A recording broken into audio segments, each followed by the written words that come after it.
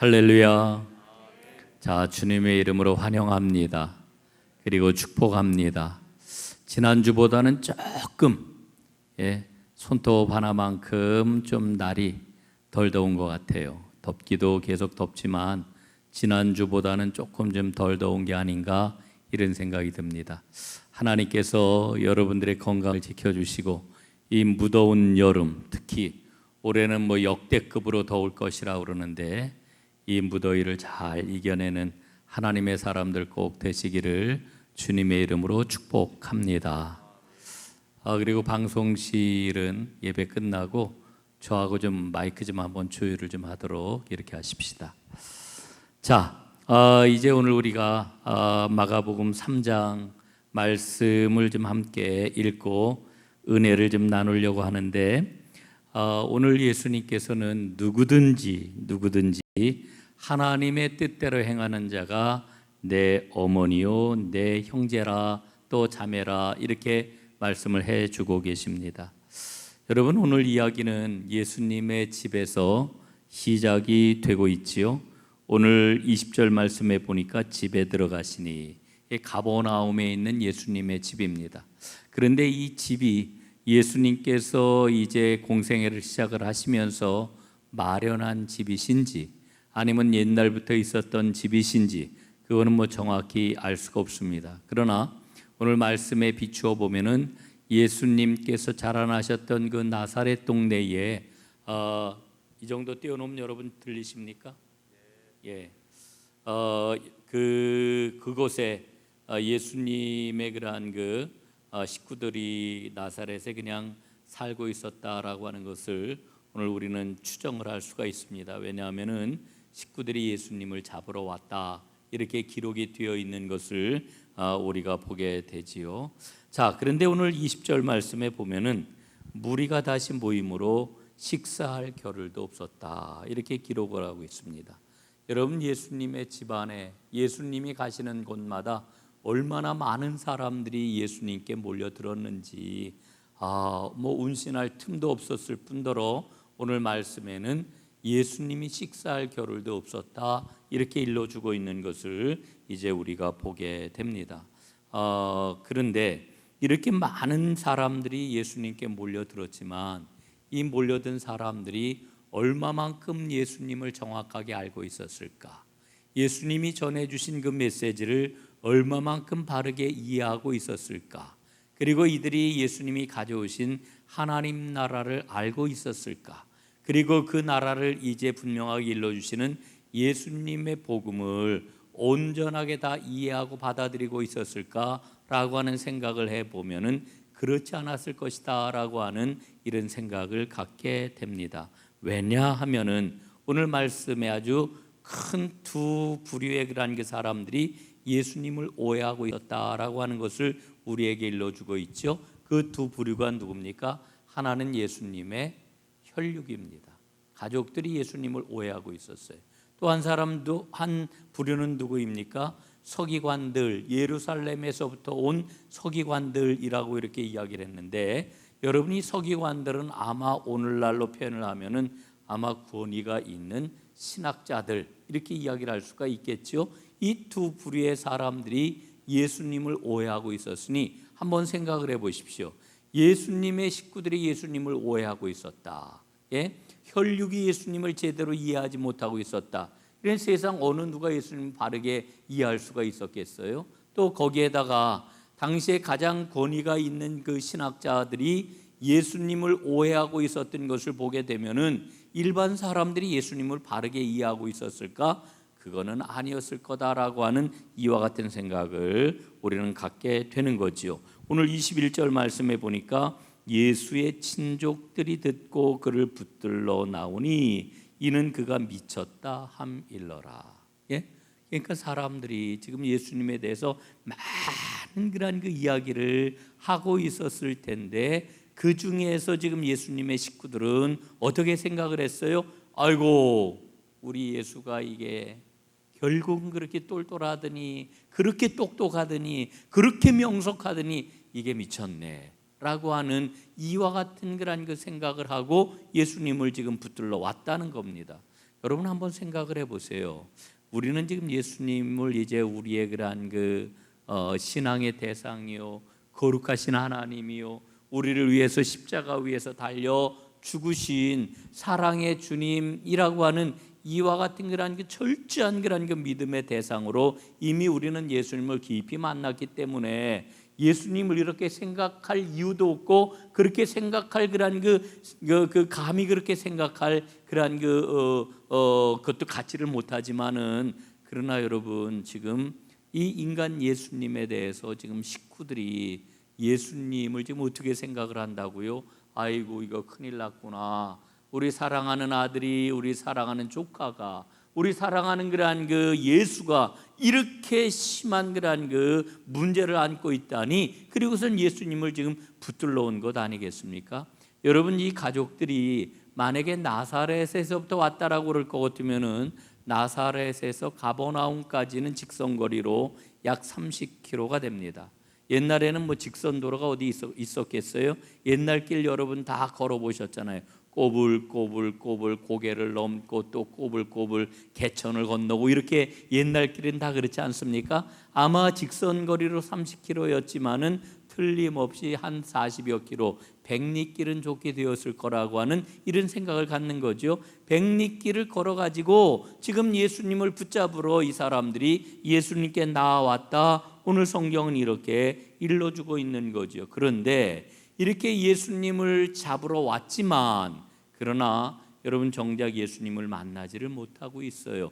왜냐하면은 예수님께 너무나 많은 사람들이 몰려들었기 때문에 예수님께 가까이 가지를 못하고 집 밖에 서 있었던 것이 틀림없어요. 왜냐하면 22절 말씀해 보니까 예루살렘에서 내려온 서기관들은 그가 바알세불이 집혔다 하며 또 귀신의 왕을 힘입어 귀신을 쫓아낸다 하니, 이렇게 말씀을 하고 있죠. 그 다음 얘기는 이제 그 다음에 이 서기관들에게 하시는 말씀이 나오는 걸로 보면은 23절에 뭐라 그래요?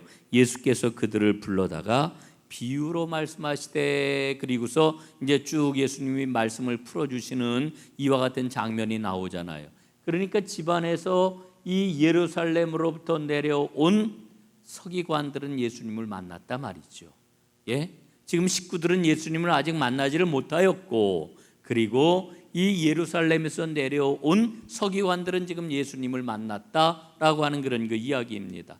자, 여러분, 지금 예루살렘에서 예수님에 대하여서 수많은 이야기를 듣고, 그러니까 유대교가 지금 발칵 뒤집어진 거예요. 예?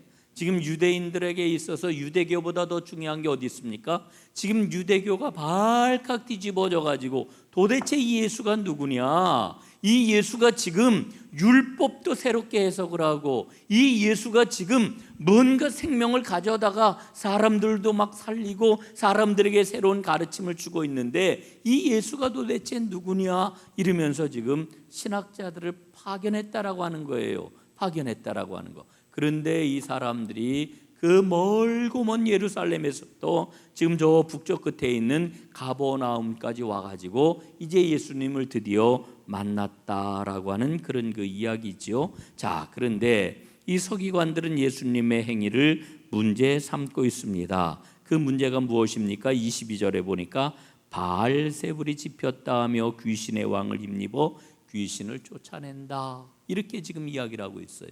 자, 예수님이 지금 귀신들을 쫓아내고 온갖 가지 기적들을 행하고 계시는데, 특별히 귀신을 쫓아내는 이와 같은 그러한 상황을 놓고 이 사람들이 어떻게 해석을 했어요? 바로 귀신의 왕인 바알세불의 힘을 이용해 가지고 예수님이 귀신을 쫓아낸다는 거예요. 지금 이렇게 이야기를 하니까, 예? 지금 예수님이 뭐라고 그러셔요? 예수님이 거기에 대해서 이제 오늘 쭉 설명을 해주고 있는 것을 우리는 발견을 합니다. 자, 우리는 먼저 이제 예수님이 주시는 그러한 답을 살펴보기 전에 왜 예수님께서 이렇게 오해를 받고 계실까라고 하는 질문을 던지고 거기에 대한 그러한 답을 좀 먼저 찾아보도록 하겠습니다. 왜 예수님이 오해를 받으시는 걸까? 그 이유가 어디에 있을까요?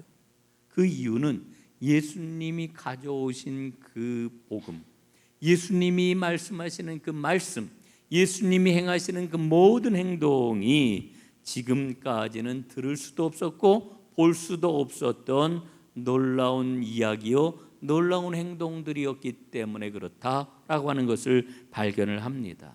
여러분, 예수님이 가져오신 게 뭐예요? 하나님 나라 복음이잖아요. 예수님이 가져오신 게 뭐예요? 영원한 생명이잖아요. 지금까지 사람들이 듣지도 못했고, 지금까지 사람들이 보지도 못했고, 지금까지 사람들이 그 생명이 무엇인지도 알지 못하였는데 예수님이 바로 우리 하나님께서 인간에게 궁극적으로 주시려고 하는 그 영원한 생명과 그 생명에 관한 그런 그 소식을 가지고 오셨다 말입니다. 그러면서 예수님께서는 그 생명의 복음을 전하시면서 그게 틀림없다라고 하는 것을 밝히 보여주시는 예수님의 전권을 행사하고 계시는 것을 우리가 지금까지 보지 않았습니까? 여러분, 우리가 마가복음 지금 3장 이제 끝부분을 읽고 있는데 1장, 2장 그리고 3장 우리가 그 19절까지 말씀을 통해 가지고 예수님이 가지고 계신 전권이 무엇인지를 이미 우리는 살펴봤어요. 그 전권이 뭡니까? 첫째, 사람에 대한 전권을 예수님이 갖고 계셔요. 1장에 보면 예수님이 제자들을 부르시잖아요. 뭐라고 불러요? 나를 따라오너라. 내가 너희로 사람을 낚는 어부가 되게 하리라. 사람에 대해서 예수님께서는 전권을 가지고 부르고 계시는 것을 우리는 보게 되지요. 여러분, 오늘도 예수님께서는 나를 부르고 계시고 우리를 부르고 계시고 세상에 있는 수많은 사람들을, 인간을 향하여 부르고 계시는 줄로 믿습니다. 왜? 하나님께서는 전권을 갖고 계시기 때문이죠. 두 번째로 보여주신 그러한 그 전권이 무엇입니까? 그것은 귀신에 대한 전권, 그리고 그 질병에 대한 전권을 갖고 계신 것을 우리가 보게 됩니다. 2장 14절부터 1장 21절부터 이제 45절까지 말씀을 보게 되면은 예수님께서 이 회당에서, 가버나움 회당에서 귀신 들린 사람을 쫓아내시잖아요. 귀신을 쫓아내시잖아요. 그랬더니 귀신이 예수님을 알아보고 이야기를 하잖아요. 나는 당신이 누구인지 압니다. 하나님의 아들이십니다. 이렇게 지금 이야기를 하고 있는 것을 엄히 경계하는 것을 우리가 보지 않았습니까? 그뿐입니까? 예수님께서는 이 시몬의 장모의 그런 그 열병을 고쳐주시고 나병 환자를 고쳐주시는 이와 같은 그런 그 모습들을 우리가 보지 않았습니까? 예수님이 갖고 계신 이 귀신과 질병에 관한 그런 그 전권을 우리는 여기서 보게 되는 거죠. 하나님은 인생을 내셨을 뿐만 아니라 모든 피조물을 주관하시는 분이라고 하는 것을 분명하게 발견을 하게 되는 겁니다. 그 다음에 우리가 또한 보게 되는 게 뭡니까? 죄에 대한 전권을 갖고 계신다라고 하는 것을 우리가 발견을 했습니다. 여러분, 중풍병자의 그러한 그 병을 고쳐주시는데 예수님께서는 굳이 뭐라고 말씀을 하셔요? 소자야, 작은 자야, 내 죄사함을 받았느니라 말씀하시잖아요. 이 사람들이 막 수근수근 하잖아요. 아니, 죄를 사해 주는 것은 오직 하나님만이 하실 수 있는 일인데 이 젊은 사람이 누구이길래 감히 이 죄를 사한다고 이야기를 하는 것이냐? 사람들이 수근수근했잖아요. 그런데 예수님께서 바로 뭐라고 그러셔요? 내가 죄를 사하는 권세가 있는 줄을 알게 하려 이렇게 말하였노라. 예수님 말씀을 하시죠. 죄에 대한 전권을 갖고 계신 분. 그 다음에 또 한 가지 우리가 발견을 하는데 이제 우리가 지난 시간에도 살펴봤던 거예요. 2장 18절부터 3장 5절까지 말씀을 통해 가지고 예수님은 어떤 분임을 우리에게 일러주십니까? 절대적인 권한을 갖고 있는, 가장 권위 있는 그러한 그 가르침인 율법에 대한 예수님이 궁극적인 해석과 그 율법이 갖고 있는 궁극적인 그러한 그 정신이 뭐냐라고 하는 것을 밝히 드러내시잖아요. 율법에 대한 전권을 예수님이 갖고 계시다라고 하는 것을 일러주시죠. 왜냐하면 율법을 주신 분이 바로 하나님이시잖아요. 그리고 그 율법을 주신 하나님께서 원래 의도하셨던 바가 무엇인지를 이스라엘 백성들이 오해를 하고 몇백 년 동안 율법을 잘못 자신들에게 적용해 온 것을 예수님께서는 밝히 드러내시잖아요. 왜? 율법을 제정하신 분이 바로 예수님이시거든요. 예? 그래서 예수님께서는 무엇을 밝히 보여주신다고요? 사람에 대한 전권, 질병에 대한 전권, 귀신을 몰아내는 것에 대한 전권, 그 다음에 죄에 대한 그런 그 전권, 율법에 대한 그런 그 근본 정신을 일러주는 그와 같은 전권을 보여주고 계시는 거지요. 자, 그래서 예수님께서는 그 복음을 통해 가지고 하나님 나라가 무엇인지, 그리고 하나님께서 인생들에게 주시려고 하는 영원한 생명이 무엇인지를 밝히 드러내고 계시는 거지요. 여러분, 그 생명이라고 하는 것이 무엇입니까? 우리가 전부 구원받아 영원한 생명을 우리는 누렸습니다. 누리게 될 것입니다. 누리고 있고 누릴 것입니다라고 하는 이런 고백을 우리가 하는데, 여러분 구원받으셨습니까? 영생을 믿으십니까? 이렇게 묻는데, 사실은 영생을 믿는다라고 묻는 것은 잘못됐어요. 영생을 누리고 계십니까? 이렇게 물어야 이게 정확한 그러한 그 질문이고 정확한 답이 될 수가 있는 거지요. 자, 여러분, 그 영원한 생명, 영생이라고 하는 게 뭐예요? 영생은요, 하나님의 관계, 하나님과의 관계가 회복되었다는 거예요. 하나님과의 관계가 끊어지지 않는 이와 같은 그러한 그 상태, 이게 바로 영생을 소유한 그러한 그 상태인 것이죠.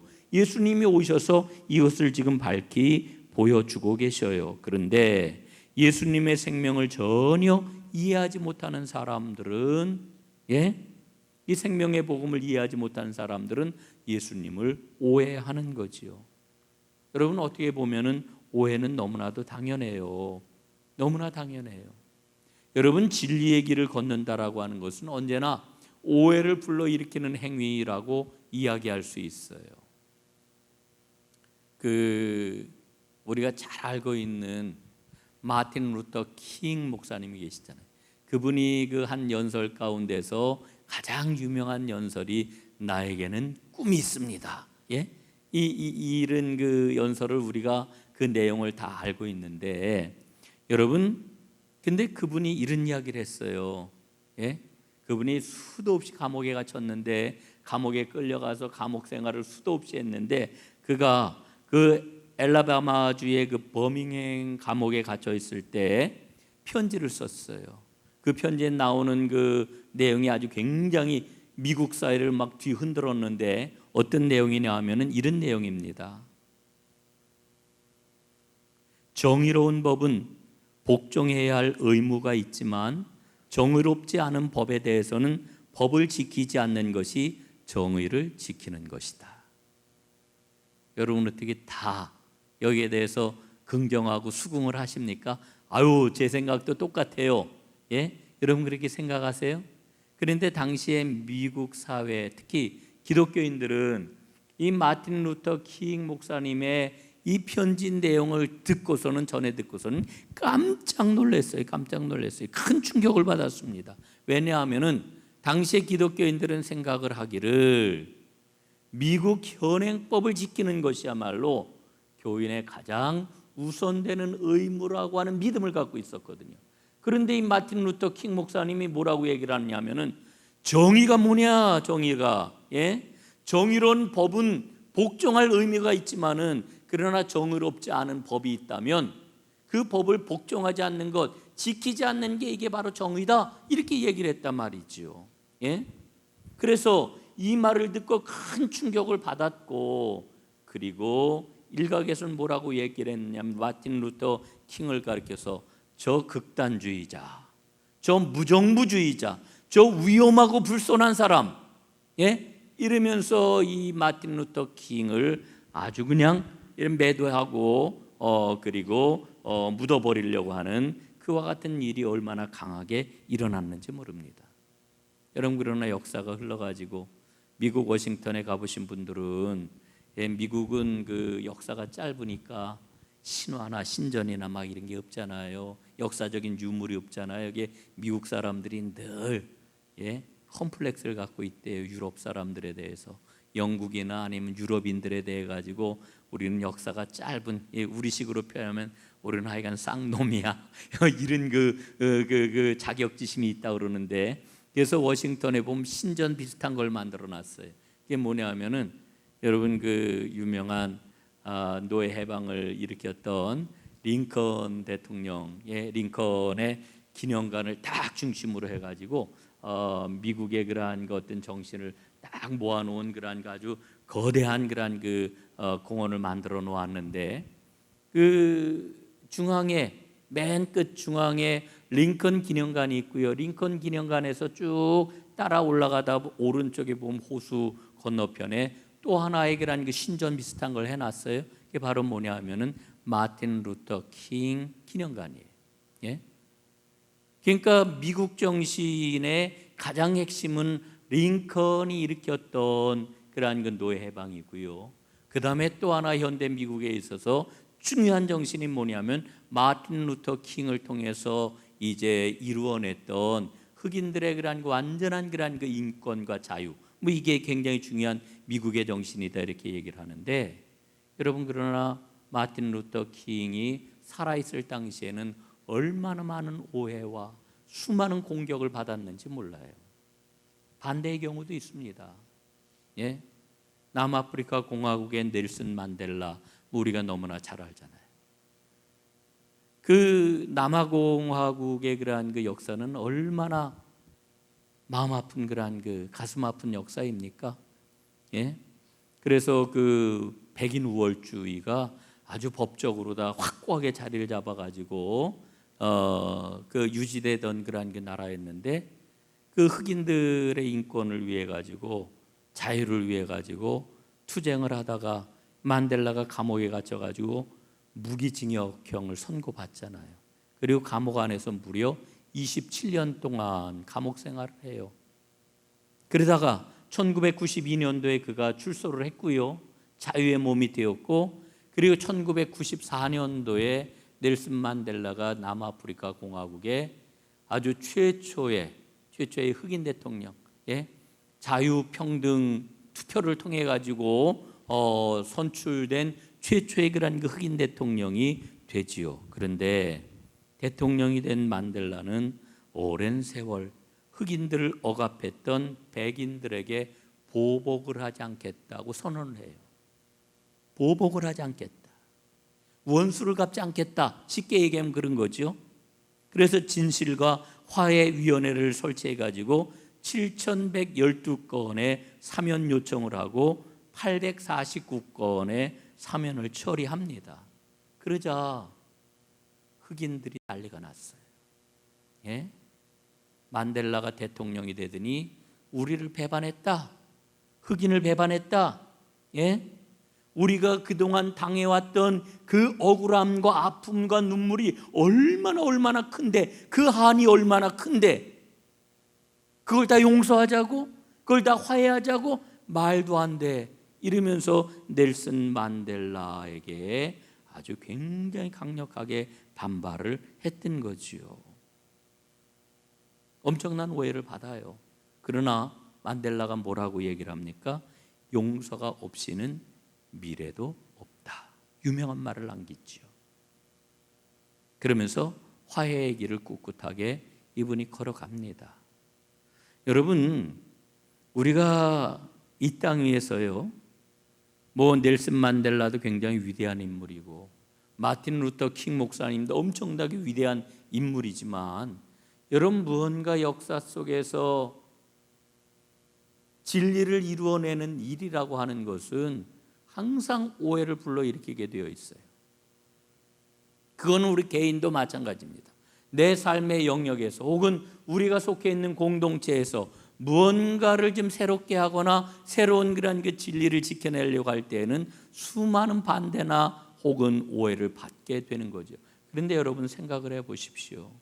예수님께서 이 땅에 오셔가지고 죄에 갇힌 인간, 사망의 길에 생명을 놓쳐버리고 마귀에게 사로잡힌 죄의 포로가 된 이 인류를 해방하는 이 엄청난 일을 수행하는 데 있어서 예수님이 당하는 그런 그 오해라고 하는 것은 너무나 당연한 거예요. 예수님이 오해를 받으셨다라고 하는 건 너무나도 당연한 일인 거예요. 여러분, 그 오해가 결국은 예수님을 어디까지 끌고 갔습니까? 십자가에까지 예수님을 끌고 간 거 아니에요. 여러분, 오늘 우리가 보고 있는 식구들의 오해와 서기관들의 그러한 그 오해, 당시 그 유대교 지도자들의 오해이죠. 이와 같은 그러한 그 오해는 우리에게 진리를 따라가는 길이 얼마나 험난한 것인가를 잘 보여주는 이와 같은 말씀이라고 생각할 수가 있습니다. 자, 오해하는 가족들에게 예수님 뭐라고 그러셔요? 34절 35절입니다. 가족들에게 이렇게 대답을 하셔요.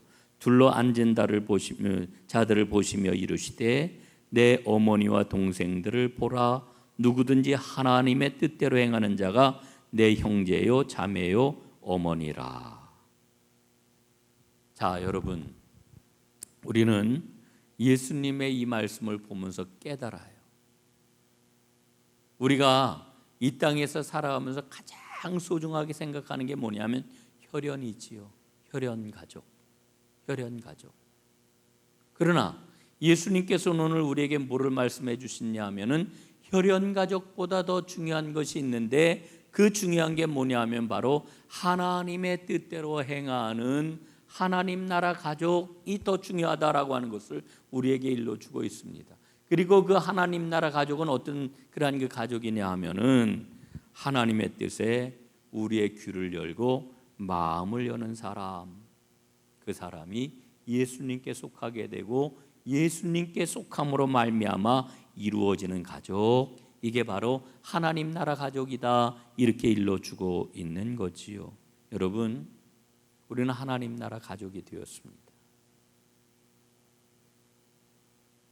예수님을 믿고 복음을 우리가 받아들였기 때문에, 그 진리의 말씀 때문에 우리는 하나님의 가족이 되었습니다. 오늘 예수님께서는 이 가족이 너무나 소중하다고 이렇게 말씀을 하고 있는 거지요. 여러분, 오늘 우리는 물어보아야 돼요. 나는 하나님 나라 가족으로 살아가고 있는가? 예? 하나님 나라 가족으로 살아가고 있는가? 아마 틀림없이 여기는 제가 말씀을 드리지 않아도 여러분 그 가족들을 위해서 날마다 기도하실 겁니다. 자녀들을 위해서 기도할 거고요, 배우자를 위해서 기도할 거고요, 부모님을 위해서 기도할 거고요, 형제자매들을 위해서 기도할 겁니다. 예? 어느 누구도 나의 혈육, 이 가정을 위해서, 가족을 위해서 기도하지 않는 사람이 거의 없을 거예요. 그런데 우리가 정말 이 생명의 복음을 받아들이고 하나님의 자녀가 되었는데, 우리는 이 하나님의 가족된 것에 대해서 얼마만큼 하나님 앞에 깊이 생각을 하고 이 하나님 나라 가족을 위해서 기도하고 있는지, 여러분, 이 하나님 나라 가족됨을 기뻐하며 하나님 앞에 아름답게 고백하고 기도하는 하나님의 사람들 꼭 되시기를 간절히 바랍니다. 자, 그 다음 28절 29절에 보면은 서기관들에게 이렇게 대답을 하시죠. 내가 진실로 너희에게 이르노니 사람의 모든 죄와 모든 모독하는 일은 사하심을 얻되 누구든지 성령을 모독하는 자는 영원히 사하심을 얻지 못하고 영원한 죄가 되느니라, 이렇게 말씀합니다. 여러분, 그 앞에서 예수님이 먼저 주셨던 그러한 그 말씀은 이 귀신의 왕 바알세불을 힘입어 가지고 귀신을 쫓아낸다, 이렇게 이야기를 하니까 뭐라고 그래요? 24절, 사탄이 어찌 사탄을 쫓아낼 수 있느냐? 만일 나라가 스스로 분쟁하면 그 나라가 설 수 없고, 만일 집이 스스로 분쟁하면 그 집이 설 수 없고, 만일 사탄이 자기를 거슬러 일어나 분쟁하면 설 수 없고 망하느니라, 이렇게 말씀을 하셔요. 예? 그러니까 나는 사탄의 힘을 빌어가지고 사탄을 멸하는 게 아니다, 추방하는 게 아니다, 그건 너희들이 이치를 도무지 알지 못한 것이다, 이렇게 말씀을 하시면서 이제 그 다음에 이제 주는 그런 그 말씀이 뭐냐면은 주님께서, 예수님께서 지금 행하고 있는 일은 바로 성령님을 힘입어서 하나님의 영원한 구원의 역사를 이루고 있는 건데, 그런데 28절, 사람의 모든 죄와 모든 모독하는 일은 사심을 얻지만 성령을 모독하는 자는 영원히 사하심을 얻지 못하고 영원한 죄가 되느니라. 다시 말씀드리면은 예수님이 행하시는 그 일을 성령의 역사하심이라고 하는 것을 알지 못하고 그 일을 부정하고 그 일을 모독하게 되면은 성령을 모독하는 일이 되어 영원한 불에 던져지게 될 것이다. 이렇게 말씀을 해주고 있는 거지요. 여러분 왜 그래요? 그 이유가 어디에 있어요? 그 메시지 성경에 보니까 이렇게 번역을 하고 있어요. 여러분 그 주석이라고 하는 것은 엄밀하게 얘기를 하면은 번역하는 일입니다. 번역. 성경을 번역해 주는 일이에요. 그 메시지 성경이 번역을 아주 쉽게 해놨으니까 한번 잘 들어보세요. 28절 29절입니다. 잘 들어라. 내가 너희에게 경고한다. 용서받지 못할 말이나 용서받지 못할 행동은 없다. 그러나 너희가 하나님의 성령을 끝까지 비방하면 너희를 용서하는 바로 그분을 물리치는 것이 된다. 그것은 너희 자신이 걸터 앉은 나뭇가지를 톱으로 잘라내는 것이며 용서하시는 그분과의 모든 관계를 너희 자신의 사악함으로 끊어버리는 것이다. 그래서 성령을 모독하면은 영원히 구원받지를 못하는 거예요. 왜냐하면은 우리의 터전을 없애버리는 거기 때문에 그래요. 예?